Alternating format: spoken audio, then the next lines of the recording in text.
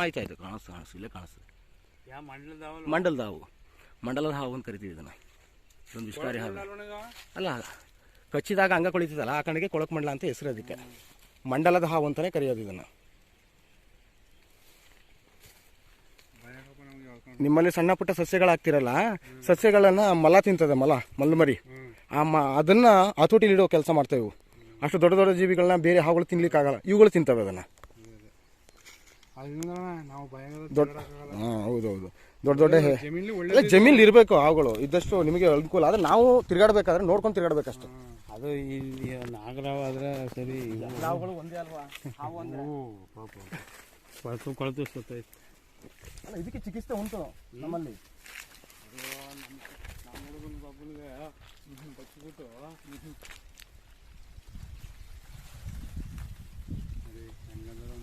ಆಯ್ತು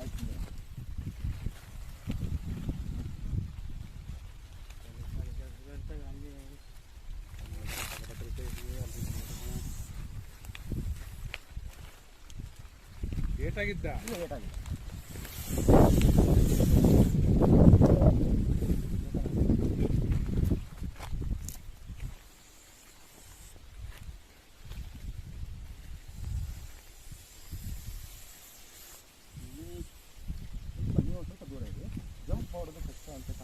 ಬೈದಲ್ಲಿದೆ ಹಾವು. ಅದಕ್ಕೆ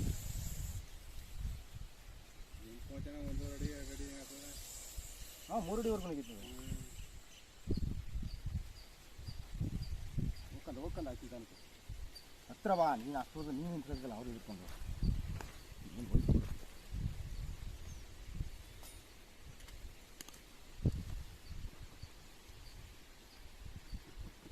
ನೀವು ಶೂ ಹಾಕೊಂಡು ಆದಷ್ಟು ತಿರುಗಾಡಿ. ಯಾವುದಕ್ಕೂ ಹಿಂಗೆಲ್ಲ ಬಳಸಿಲ್ಲ, ಈಗಲಾದ್ರೂ ಬಳಸಿ. ಶೂ ಬಳಸಿ. ಆಮೇಲೆ ಯಾವುದೇ ಸಾಮಗ್ರಿಗಳು ಎತ್ತಬೇಕಾದ್ರೂ ಕೋಲು ಜಲವೆ ಯಾವುದ್ರಲ್ಲಾದ್ರೂ ತೆಗೆದು ಏನೂ ಇಲ್ಲ ಅಂದಾಗ ಕೈ ಹಾಕಿ. ಎಲ್ಲ ಅಡುಗೆ ಜಾಗ ಹೊಂದಾವಿರಲ್ಲ, ಬೇಕಾದಷ್ಟು ಹಾವುಗಳು ಇರ್ತವೆ. ಬಟ್ ಇವಾಗ ಬಂದು ಬ್ರೀಡಿಂಗ್ ಸೀಸನ್ ಅಂದರೆ ಎಲ್ಲ ಮರಿಗಳಾಗಿವೆ. ಆಲ್ಮೋಸ್ಟು ನಾಗರಾವು ಮಂಡಲರಾವು ಮರಿಗಳಿರ್ತವೆ. ನೀವು ಇಡುವಂಥ ಇಂಥ ಜಾಗದಲ್ಲೆಲ್ಲ ಬಂದು ಸೇರ್ಕೊಂತವೆ. ಅದು ಕೇರ್ಫುಲ್ಲಾಗಿ ಮಾಡಿ ಅಷ್ಟೇ. ಓಡಾಡ್ಬೇಕಾದ್ರೆ ನೈಟ್ ಏನಾದರೂ ಟಾರ್ಚ್ ಹಾಕೊಂಡು ಓಡಾಡಿ. ನೈಟ್ ಏನು ಬರಲ್ಲ. ಅಕಸ್ಮಾತ್ತಾಗಿ ಏನಾದ್ರು ಈಗ ಜಮೀನಿಗೆ ನೀರು ಕಟ್ಟೋದು ಕೆಲವು ಕಡೆ ಕರೆಂಟ್ ಇಲ್ವಲ್ಲ, ಆಗ ನೈಟ್ ನೀರು ಬಿಡ್ತಾರೆ. ಕರೆಂಟ್ ನೋಡ್ತಾರಲ್ಲ, ಆಗ ನೈಟ್ ನೀರು ಬಿಡಕ್ಕೆ ಬರ್ತಾರೆ. ಆವಾಗ ಸುಮಾರು ಜನ ಕಚ್ಚಿದೆ. ಏಕಾಏಕಿ ನಮ್ಮದೇ ಜಮೀನು ಅಂತ ಅದೇ ಚಪ್ಪಲಲ್ಲಿ ಹಂಗೆ ಬಂದಿರ್ತಾರೆ. ಹಂಗೆ ಕೈ ಹಾಕ್ಬಿಟ್ಟು ನೀರು ಎಲ್ಲ ತೆಗೆಯಕ್ಕೆ ಹೋಗ್ತಾರಲ್ಲ, ಆ ಟೈಮಲ್ಲಿ ಕೈಗೂ ಕಾಲು ಕಚ್ಚಿ ಎಷ್ಟೋ ಜನ ಸತ್ತಿದ್ದಾರೆ. ಆ ಕಾರಣಕ್ಕೆ ಸ್ವಲ್ಪ ಎಚ್ಚರಿಕೆಯಿಂದ ಮಾಡಿ ಅಷ್ಟೇ, ಇನ್ನೇನಿಲ್ಲ.